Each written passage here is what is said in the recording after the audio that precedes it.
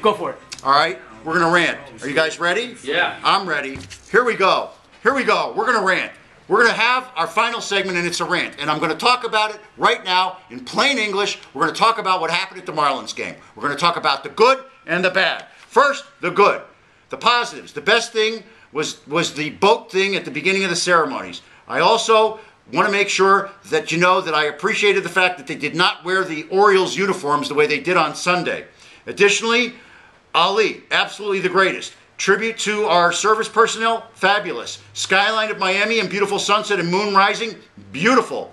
Blimp flying the American flag, cool. Flyover, amazing.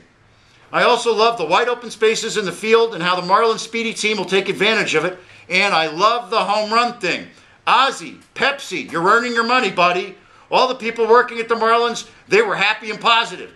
They retained many of my old friends and favorites from the event staff. The Marlins ballpark is pure eye candy. It's really cool. After the game outside, the traffic and parking weren't as bad as I feared. It was wonderful camaraderie with the fans.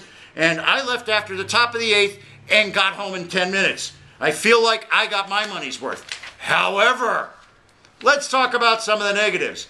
Ali, it was touching, but I met him 20 years ago when he was still in his shuffle and mumble stage. This was unfortunately something that was perhaps the biggest downer of the day. Seeing the great Muhammad Ali like that affected me, and I wouldn't doubt that it affected some of the ball players as well. It certainly affected the people that were sitting around me. The tribute to our troops overseas was also something that was a little bit negative to my friends and I. We felt like the team exploited the family and made us all uncomfortable. Another thing. The horrible placement of the championship banners. How do you place the championship banners where nobody can see them? I will say one thing, that when you open the windows on the other 14 days this year, at least we'll be able to see that no one will ever hit a home run. Ever hit a home run out of left field with the open windows. The wind is blowing in from the east all the time. It's never going out there. Now maybe it'll help something out to right field, who knows. Another thing, the drunks in the garage. You need real people in the garage, real police. The drunks were aggressive. They were going fast. It was dangerous. Make sure you put real police in that garage. It's more dangerous there than it is on the street. I want to say that the best part of the game was at least the Marlins got a run. And the best part of the day was that the Heat won. And I got one last message. Dolphins, it's time to get into the act and get your act together too. Now I talked about the fact that the government is turning me purple. The reason the government's turning me purple is because it can't go blue and it can't go red. I got to stay in the middle because none of them are making sense. The only thing that makes sense to me is moderation in the middle and compromise and getting along. You work for the American people, start doing your job. Juan, how much time do I have left? I have a whole minute. Good. We talked about the good and bad of the Marlins Park. We talked about why Congress is making me purple.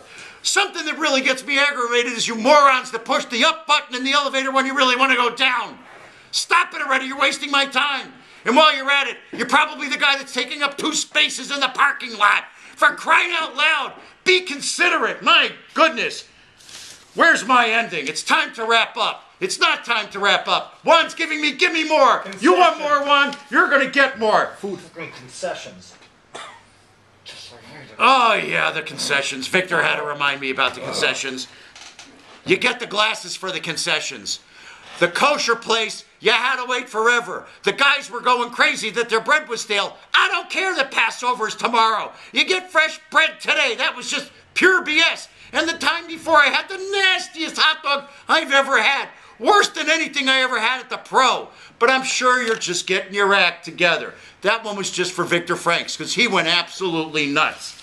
All right, now it's time to wrap up according to J1.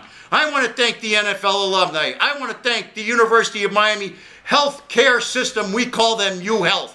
I want to thank Estrella Marketing. I want to thank the associates in business. Eventually, they'll get the spelling of Victor's name right.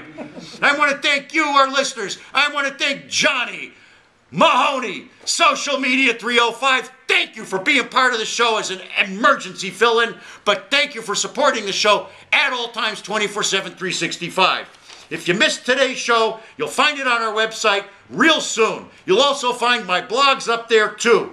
This is Jim Freed for Freed on Business. Look for us next week on 8:80 a.m. We're going to have a great show. We're going to talk about foreigners investing in the United States with the EB-5 program. We're going to have Nestor De La Cruz Munoz, director of the Bariatric Surgery Center. This is Jim Freed. Remember, the person that wants to do something finds a way, the other finds an excuse. Now go out there and make it happen.